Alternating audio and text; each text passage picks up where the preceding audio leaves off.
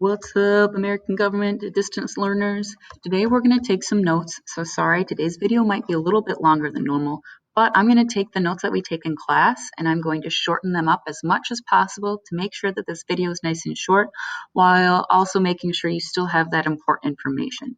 And then if we have any extra work time or any extra time in class, we're going to work on tomorrow's assignment.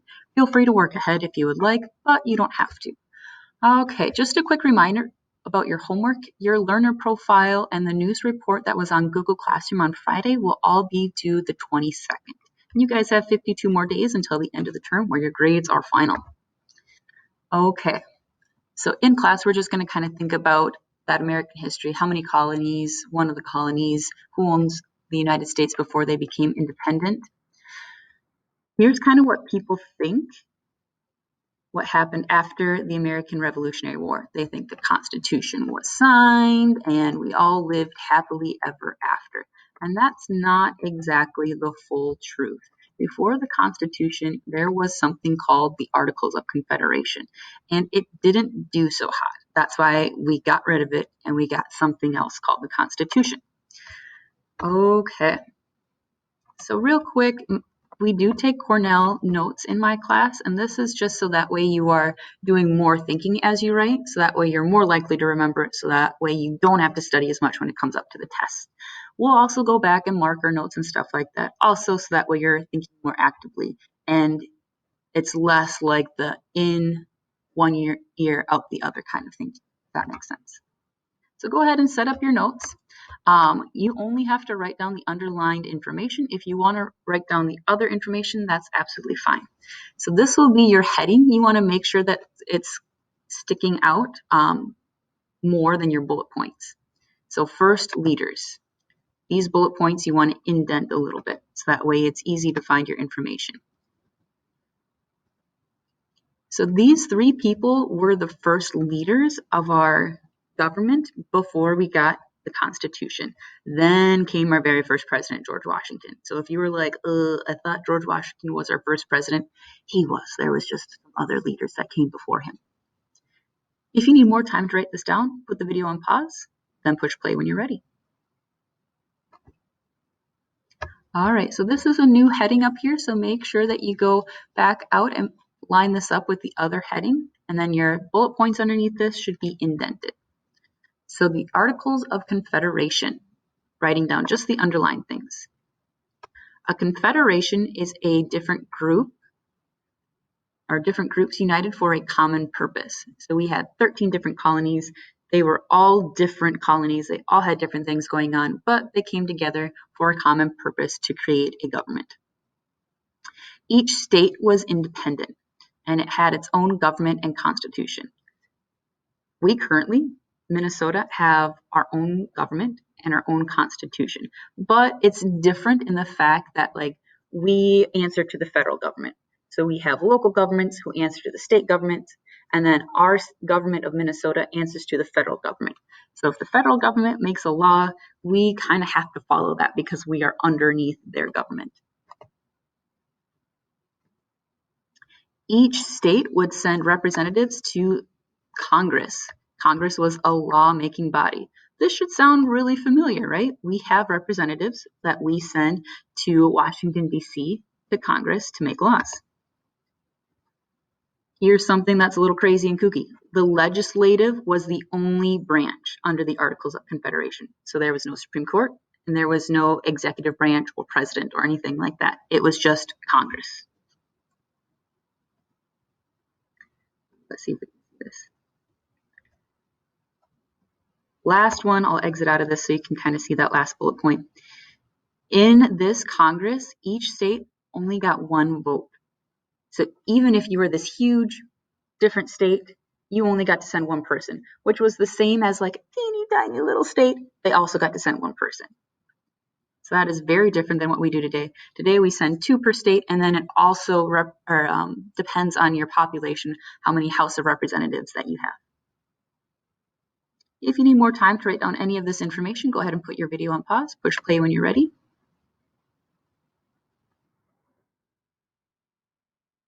We kind of already started identifying some ways that they are similar, some ways that these Articles of Confederation are different than the Constitution, here are some ways that I kind of identified them as similar and different.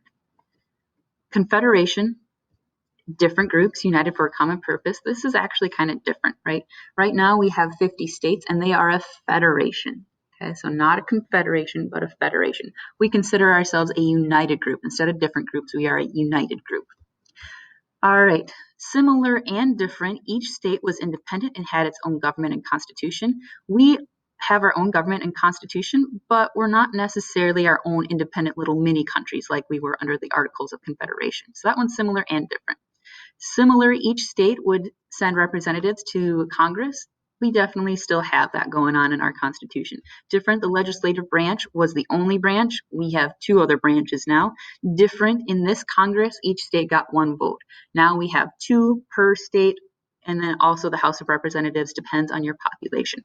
So you can go ahead and kind of mark those real quick in your notes or just mentally mark those. Put the video on pause if you need more time. Push play when you're ready. All right, so there were some issues. So in your notes, go ahead and make issues a new heading, indent the bullet points underneath, writing down just the bolded and underlined information. States couldn't agree on anything. So they were all different states that had power and they couldn't agree on anything. Money issues, each state had their own currency, so that was a huge problem. Imagine if Minnesota had its own money and then in order to buy something in Wisconsin, you had to like exchange money. Like that was a headache. They had problems taxing and trading with other states. They couldn't negotiate with other countries, so if they wanted to trade or make policies with other countries, they just couldn't. Prices increased, which led to more debt. So there was a lot of debt going on, and then to pay for that debt, they couldn't collect taxes, so the debt just kept growing, and the national government was really weak. So the founding fathers were afraid of giving too much power to a national government leader because they didn't want another king, which is what they just got rid of from Great Britain. So they didn't want another king. They intentionally made the national government really, really weak. If you need more time to write this down, put the video on pause, push play when you are ready. So achievements and failures, you can make this a new heading, and then you might want to have 2 different columns, kind of like what we have right here. So first we're going to go over these achievements. So yeah, we kind of hinted that the Articles of Confederation didn't do a really great job, but it did do some good things. It made a fair policy for lands in the West. It created a peace treaty with Great Britain. And it set up different departments like foreign affairs, war, and other departments that we still use today. I'm going to switch my face over here. So if you need more time to write down these achievements, make sure you put the video on pause and then push play when you're ready. Switch. All right, some of the failures. Notice that there are a lot more failures than achievements, which is why we scrapped the Articles of Confederation. Congress couldn't collect taxes, so we couldn't pay for the giant debt that we were in. They couldn't regulate trade. So farmers were growing different products in each state, and they couldn't trade with other states in order to get the materials that they needed. They couldn't force the states to obey the laws, which huge problem, right? Obviously a huge problem. Number 4, the approval of 9 of the 13 states was needed to pass laws. That is a huge majority. Okay. Now it's just like a 50% majority or 51%. So in order to pass a law, you just need 51% of the states or the representatives to agree. 5, all states had to agree to make an amendment. So it was really hard to make any changes or modifications to the Articles of Confederation because everybody had to agree. If you ever have like a big family get together and you guys are trying to figure out where you're going to go out to eat, you know that it's hard to get everybody to agree on something. Am I right? Number 6, there was no executive or judicial branches. This made that central government extremely weak. If you need more time to write this down, go ahead and put your video on pause, push play when you're ready. Okay, so the end of Articles of Confederation. So the American people were just kind of like toughing it out. They're like, well, we don't want to start all over, so we're just going to use this Articles of Confederation thing. It's not perfect, but it'll do. Until in Massachusetts, if people couldn't pay their debts, their land was taken away. This is a huge deal if you're a farmer and you depend on the land to make your money. So in 1786, Daniel Shays was a dude who led a group of farmers and debtors to Massachusetts courthouse, and it was known as Shays' Rebellion. So they literally went to the courthouse with fire, pitchforks, and everything like that, and they're saying, this isn't fair, you can't take our land, that's how we make our money, how are we ever supposed to pay back our debt if we don't have the land to make money to pay back the debt? So they were extremely frustrated. The state militia defeated the protesters, and a few of the protesters were killed and many were wounded. This was a wake-up call for the states, and they were like, okay, the system that we have is obviously failing. Look what happened in this Shays' Rebellion. We should probably figure out a better document besides the Articles of Confederation.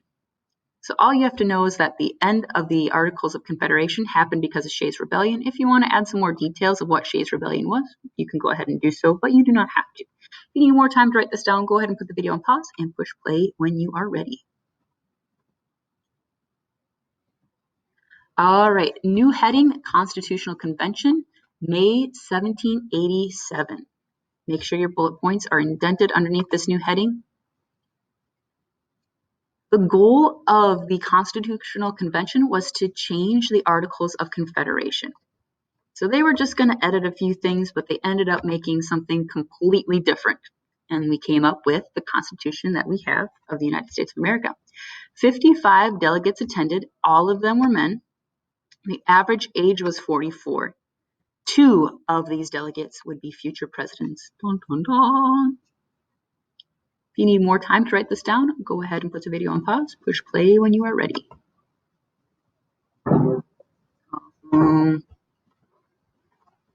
All right, so in the summary of your notes, you're going to write down why the Articles of Confederation failed. You're going to write down how the Articles of Confederation were similar and different, and what the goal of the Constitutional Convention was. If you need any help, make sure you review your notes, ask a classmate, or ask me.